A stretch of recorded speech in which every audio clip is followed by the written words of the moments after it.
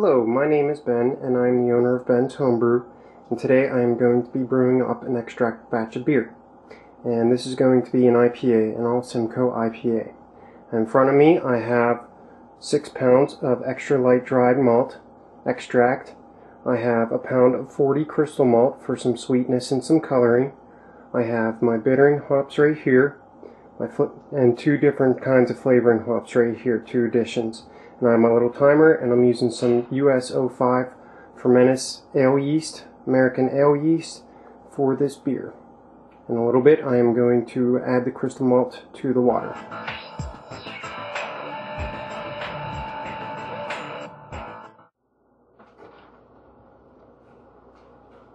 Okay, as you can see, it's up to about 155 degrees right now. I have a half a gallon of water in my brewing kettle, and I'm just going to put my grains in here and steep these grains for about 15-20 minutes.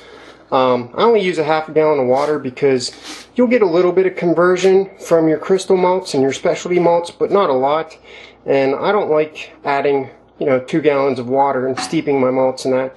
I'd rather do a little bit of a mini mash here and potentially extract some sugars from these malts.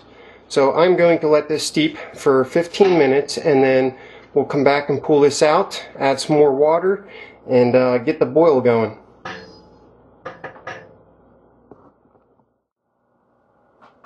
Okay, 15 minutes is up, and as you can see, there's some nice color in this kettle right now. And if you look at the spoon right there, that's about the color of the beer. It's not exact because this is a concentration of the wort right now, but I'm going to take this bag of crystal malt out. I'm going to let it drip a little bit. You don't want to squeeze these, because usually if you squeeze them you'll extract some tannins. I just let them drip out pretty good, and then shake them a little bit. And what I'll do is I'll just take this and put this in a bowl off to the side, and I'll just let the remaining juices steep out of that. Now, right now what I'm going to do is I'm going to add some water. I'm going to add 2 more gallons of water to this to bring the total boil volume up to about 2.5 gallons.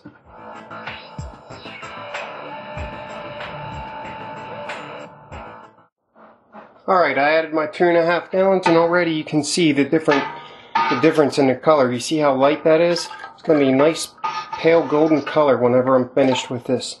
I added cold filtered water. You can add bottled water. You can use your tap water. I usually tell people that whenever you're brewing beer, if you like how your water tastes, then just go ahead and use it.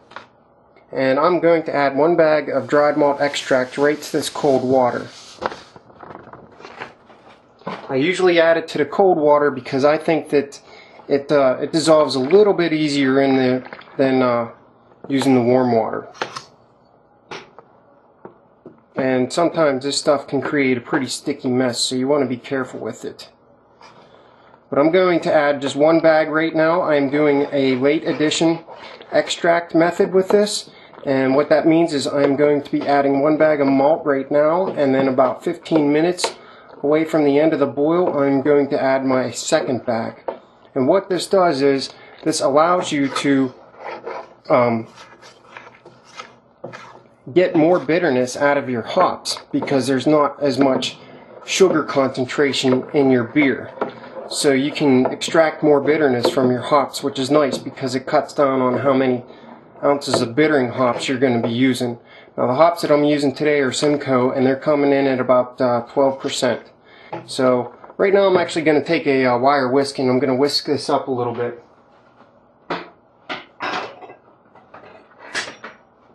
Sometimes that helps getting the clumps out of here. I'm going to turn on the heat, and in a minute here, once I whisk these all up, I'm going to loosely cover it with my lid, and I'm going to bring it up to about 200 degrees. Okay, you see this stuff that's coming up in the wort right now? That is the start of a hot break, and what that is that's just coagulated proteins. And if you don't watch this, then you're going to get a boil over, because what happens is once it starts to hit, boiling temperatures, that material in there starts to break apart.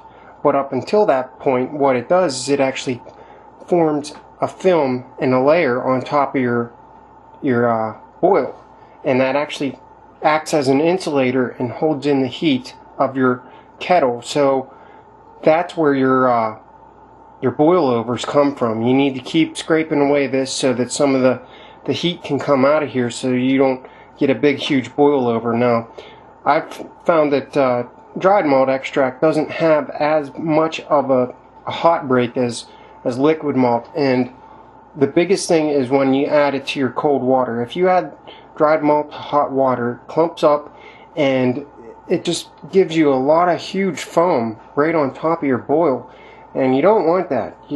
As you can see right here, I mean, this is nice. There's very minimal foam on top of this boil, so it's not getting there yet, but we'll come back to it whenever it reaches about 200 degrees. Right now we're at about 175. Okay, you can see some of this foam coming up over here. This is actually the hot break, and this is what you want to make sure it does not lead to a boil over. Right now I have a nice rolling boil.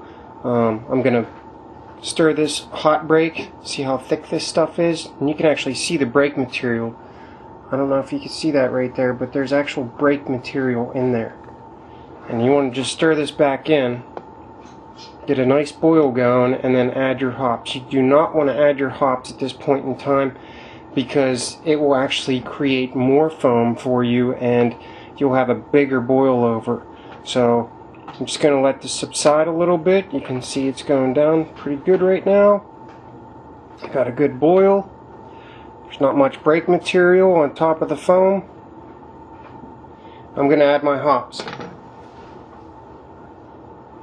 Now this is just my 60-minute bittering addition. I'm going to add them straight to the boil like that. Stir these in. See how it foamed up just a little bit now? Smells good. Gotta love the smell of hops. Yum, yum, yummy. And don't be afraid to scrape down the sides here. You want all that hot material in there for your bittering. And I'm just going to let this boil for 45 minutes until I have to add my other additions of hops and the rest of my dried malt extract.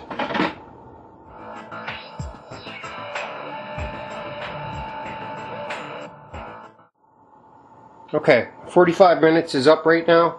I'm going to add my dry malt extract. Okay, Dad. Okay. 45 minutes. Okay, Dad. And this is clumping up pretty good. You want to add it a little bit fast because of the steam, and the steam will actually precipitate together the dry malt extract. So I'm going to stir this in right now, and once it's stirred in real well, we'll be back in a minute, okay?